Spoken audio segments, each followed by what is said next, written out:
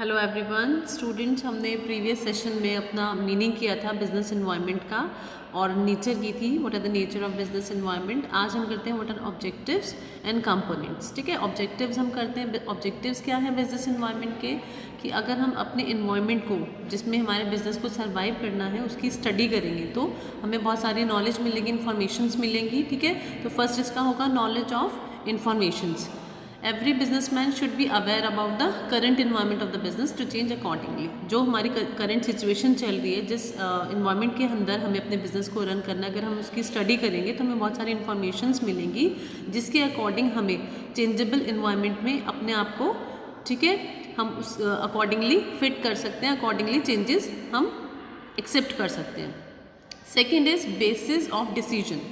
अगर हम किसी चीज़ की स्टडी करते हैं, अगर हमारे पास नॉलेज होती है, इन्फॉर्मेशंस हमें मिल जाती हैं, तभी हम डिसीजंस ले सकते हैं। विदाउट एनी इन्फॉर्मेशन अगर हम स्टडी नहीं करेंगे, अगर हमें नहीं पता होंगी चीज़ें, इन्फॉर्मेशंस हमारे पास नहीं होंगी, क्या पॉलिसीज़ हैं, क्या जो टेक्नोलॉजिकल चेंजेस आए हैं, कि सारी चीज़ें जितनी भी रिलेटेड हैं, हमारे कंपटीटर्स कौन हैं, ठीक है, हमें कैसे अपने वर्क को करना है, हमारा स्टेप क्या होगा, ये सारी इन्फॉर्मेशन हमारे पास नहीं होंगी तो हम डिसीजंस भी नहीं ले पाएंगे। तो ये तो बट ऑब्वियस सी बात है कि जो स्टडी है बिजनेस एनवायरनमेंट की वो बहुत सारी इन्फॉर्मेशंस कंटेन करती है जो रिक्वायर्ड होती हैं गुड डिसीजंस लेने के लिए अकॉर्डिंग टू द सिचुएशन, जो सिचुएशंस होगी उनके अकॉर्डिंग। जैसे इसमें एग्जाम्पल भी दिया हुआ है, for business knows about its competitors, suppliers and customers, they take decisions about price, purchase, salary etcetera. ठीक है, अगर हमारे कंपटीटर्स क्या है, हमें क्या प्राइस रखना है, ठीक है, अपने जो हमारा प्रोडक्ट या हमारी सर्विसेज होंगी, सप्लायर्स कौन है, कैसी परचेज रखनी है, क्या हमें परचेज करनी है, अबाउट द कस्टमर्स कि कस्टमर्स हमारे कैसे हैं, ठीक है, एम्प्लॉयज़ हमारे कैसे हैं, सैलरी, ये सारी चीज़ें हमें उसके अकॉर्डिंगली अपनी सेट करनी होती है कि क्या चल रहा है एनवायरनमेंट के अंदर, क्या चल रहा है। नेक्स्ट है हमारा helpful in making of policies. ठीक है, पॉलिसीज़ बनाने में बिजनेस जो हमारा इन्वायरमेंट है वो बहुत इंपॉर्टेंट रोल प्ले करता है। फॉर मेकिंग गुड पॉलिसीज़ हर किसी को ज़रूरत होती है to know and scan business through business environment. Scan करना बिजनेस को, अकॉर्डिंगली हम अपनी पॉलिसीज़ बनाते हैं, उसके अंदर उसी तरीके से परफॉर्म करते हैं जो हमारा करंट बिजनेस इन्वायरमेंट होता है। नेक्स्ट है हमारा technological planning. Technological planning in today's environment it is really important for the business house to keep themselves changes according to the technological changes in the market। जो technological changes हैं उसके बारे में हमें नॉलेज लेने के लिए स्कैनिंग की ज़रूरत होती है अपने इन्वायरमेंट की, तो वो हम by the study of business environment उससे हम ये चीज़ ऑब्टेन कर सकते हैं। नेक्स्ट आता है सर्वाइव इन द बिजनेस, जो कि हम पहले उससे ही कर रहे हैं। मेन मोटिव क्या है, सर्वाइव करना बिजनेस में, और बिजनेस में सर्वाइव करने के लिए रिसेशंस वगैरह ये सब फेस करने के लिए, ये सारी चीज़ों का पता होने के लिए, फोरकास्टिंग के लिए, प्लान करने के लिए, चीज़ों को डिसीजंस लेने के लिए, ठीक है, अल्टीमेटली सर्वाइव करने के लिए हमें एस्टिमेट करना होता है एंटायर सिचुएशन। ठीक है, सारी सिचुएशन को एडवांस में हमें सर्वाइव करने के लिए ये सब स्कैन करना होता है, और वो किससे possible, through the study of business environment. Next है हमारा कंपोनेंट्स। अब हम नेक्स्ट पार्ट में आते हैं, what are the components of business environment. ठीक है, कंपोनेंट्स टाइप्स होते हैं बिजनेस इन्वायरमेंट के।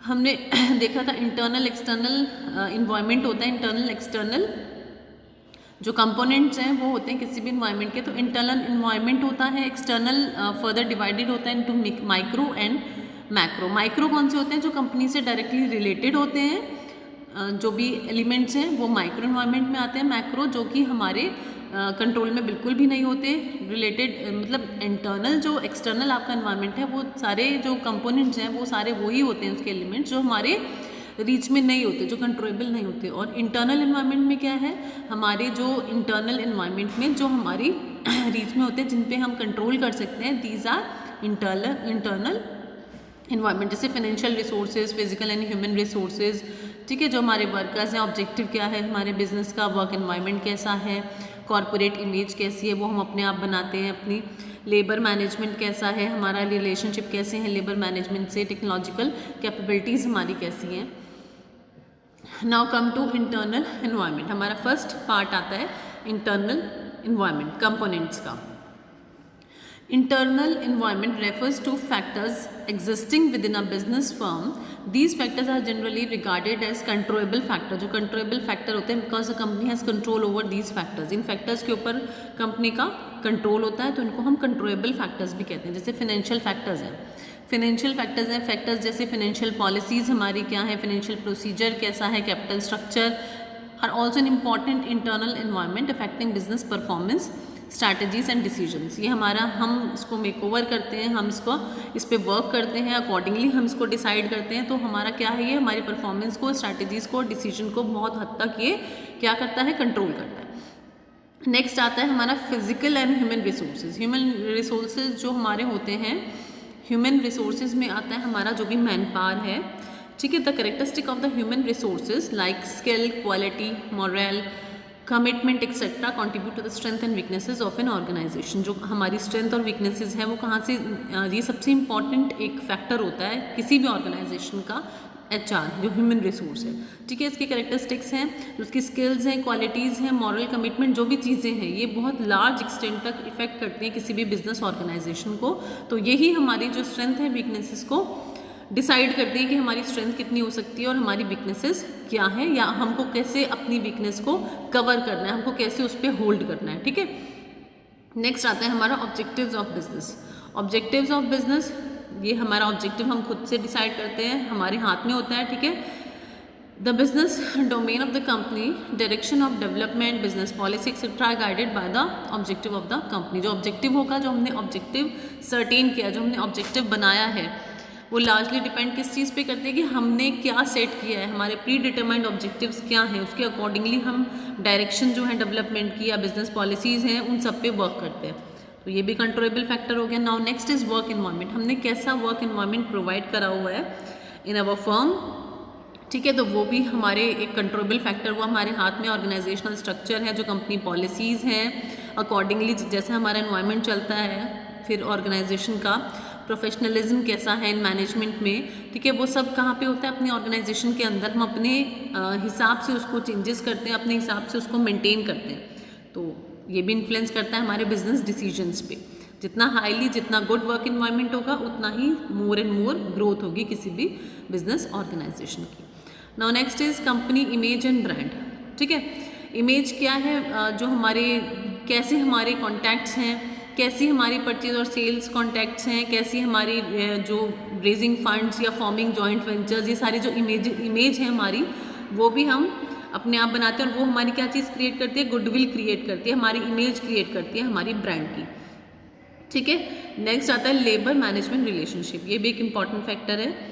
Amount of support of top management का कितना है, enjoys from different level of employees and other participants, influence company decisions and their जो implementations हैं और कंपनी के डिसीजंस हैं, उस पर बहुत ज़्यादा इफेक्ट करता है कि कैसा पार्टिसिपेशन है ऑफ एम्प्लॉयज़ या वर्कर्स का, कैसा पार्टिसिपेशन है. उसके अकॉर्डिंग कंपनी डिसीजंस और उनका इम्प्लीमेंटेशन बहुत हद तक चेंज होता है, बहुत हद तक उस चीज़ को इफ़ेक्ट करता है किसी भी कंपनी के जो उनका जो एक एटमॉस्फेयर है उसको, उनका जो एक इन्वायरमेंट है, वर्किंग इन्वायरमेंट है, उस चीज़ को. Now next is research and development and technological capabilities. कैसी रिसर्च एंड डेवलपमेंट और टेक्नोलॉजिकल कैपेबिलिटीज़ हैं किसी भी ऑर्गेनाइजेशन के, डिटरमाइन करती है कंपनी की एबिलिटी को टू इनोवेट एंड कम्पीट. कैसे वो इनोवेटिव हो सकती है, कम्पीट कर सकती है. ये भी एक बहुत इंपॉर्टेंट फैक्टर है. Research and development again and again बहुत जल्दी बहुत इम्पॉर्टेंट चीज़ है. टेक्नोलॉजिकल कैपेबिलिटीज़ को अपनी पावरफुल बनाना, ठीक है, अप टू डेट बनाना, ये बहुत इंपॉर्टेंट है इन दिस जो आजकल जो इतना कम्पिटिटिव जो हमारा इन्वायरमेंट चल रहा है उसमें. तो ये डिटरमाइन करती है हमारी एबिलिटी को, कितना हम इनोवेटिव हो सकते हैं, कितना हम कम्पिटिटिव हो सकते हैं, कितना हम अच्छे से डील कर सकते हैं विद अवर कम्पिटिटर्स. तो ये भी एक बहुत इंपॉर्टेंट फैक्टर है. हमें अपनी जो इंटरनल हमारी एक फैक्टर है, एक इंटरनल फैक्टर हुआ जिसको हम, जो हमारे हाथ में है, जिसको हम अपने तरीके से कितना भी रिफाइन कर सकते हैं, कितना भी गुड कर सकते हैं. अब नेक्स्ट आते हैं हमारे external factors. External factor students ये हम अपनी नेक्स्ट क्लास में इसको एक्सप्लेन करेंगे. ठीक है, तो this is all for today.